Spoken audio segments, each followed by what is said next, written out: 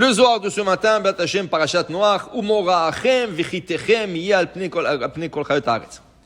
Hashem dit dans la Torah que l'homme, sa présence devrait faire peur aux animaux. Umora'achem v'chitechem, ils doivent avoir peur. Mora et chit, c'est les animaux qui sont proches ou de loin. Dès qu'ils voient un homme, ils doivent se sauver. Ça, c'était le début de la création. Toute la création, elle respectait l'homme. Adam n'avait pas peur ni des lions, ni des dinosaures, ni rien du tout.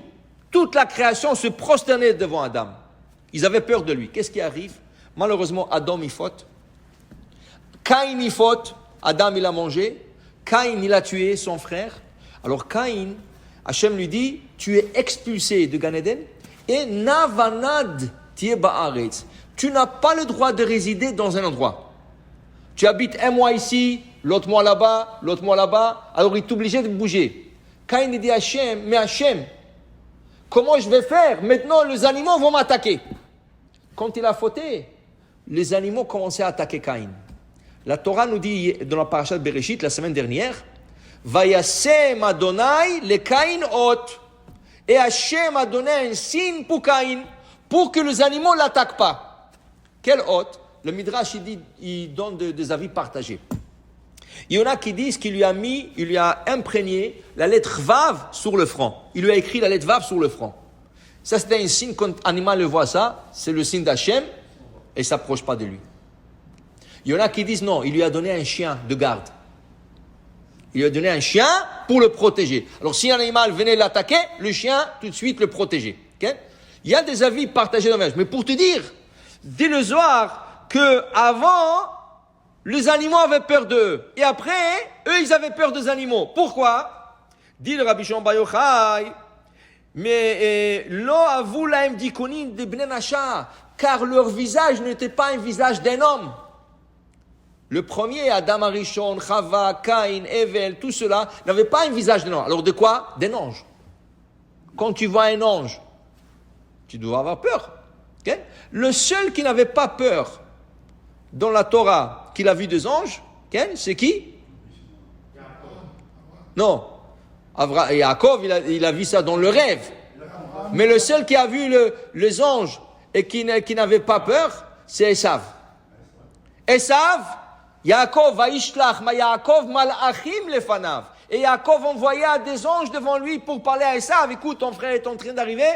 Il dit, moi, ça ne me regarde pas. Moi, je viens pour l'attaquer. Mais ça, c'était spécial. Celui-là, il était spécial.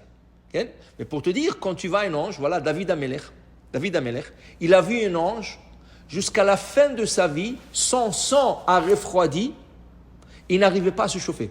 Vaïchassou, la Haftara dit, dans Vaïchi, Vaïchassou babegadim, on a couvert David Amelech avec plusieurs couvertures, velo yechamlo, il n'arrivait pas à se chauffer. Tu sais qu'est-ce que c'est voir un ange? Ton sang, il gèle.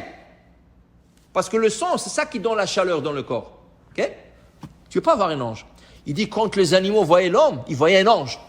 Le visage, c'était un ange. Ils ne s'approchaient pas. Après, dit le Zohar, qu'est-ce qu'il a fait Hachem? Il leur a enlevé cette lumière qui leur a donné l'apparence d'ange. Et là, ils avaient itaprou, diknayu, d'un ange, bnei nasha, aux hommes. Maintenant, ils sont des hommes. Ils sont des hommes. Et là, comme ils sont des hommes, alors les animaux n'ont pas peur d'eux. Toi, tu es un homme, toi, tu es un animal. L'animal mange, l'homme mange, l'animal procrée, l'homme procrée. Okay? Alors, l'homme, il marche sur 2, l'animal mange sur 4. C'est ça? Mais pour dire, oui, pour dire que c'est le changement de visage qui a fait tout ça. Kadmeta, quand il regardait Adam, tu voyais la Shekhinah, la présence divine. Et là, tu ne vois plus de tout ça. Okay? Pour dire, c'est tellement important, une personne qui faute, il l'enlève de cette image. Il y a deux choses. Une chose qui est rapportée dans la halakha, c'est bien de ne pas se couper les cheveux chez un non-juif. Pourquoi? Quand il te coupe les cheveux, il t'enlève Tselem Elohim, l'image de Dieu.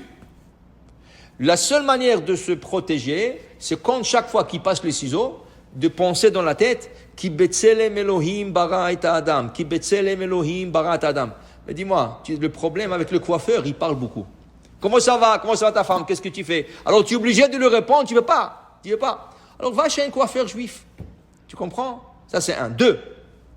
Le Zohar il dit, regarde, pas ici, dans une autre place. Le Zohar il dit, regarde, quand le bébé est né, tout le monde, waouh, il est cute, ils veulent jouer avec lui, ils veulent lui faire rire, ils lui donnent tout ce qu'il veut, ne pleure pas et tout ça. Ce bébé, il grandit petit à petit, et il se fait des ennemis.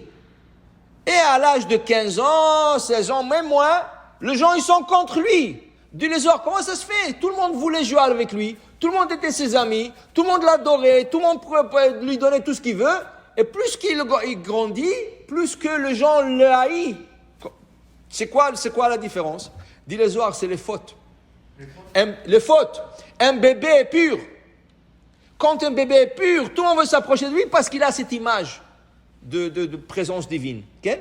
Plus qu'il grandit et commence à frotter, alors les gens, ils sont maintenant, comme les animaux envers l'homme, les gens sont envers les hommes.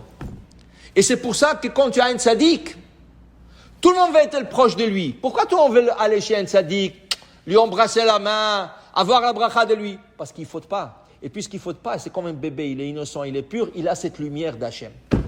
Pour dire que quand tu fautes, tu enlèves la lumière d'Hachem de toi. Et tu deviens un homme normal. Et quand tu es dans la Torah, dans le mitzvot, là tu as le visage de Adam Arishon avant la faute, qui est un visage avec la présence divine. Baruch Adonai le'olam, amen ve amen.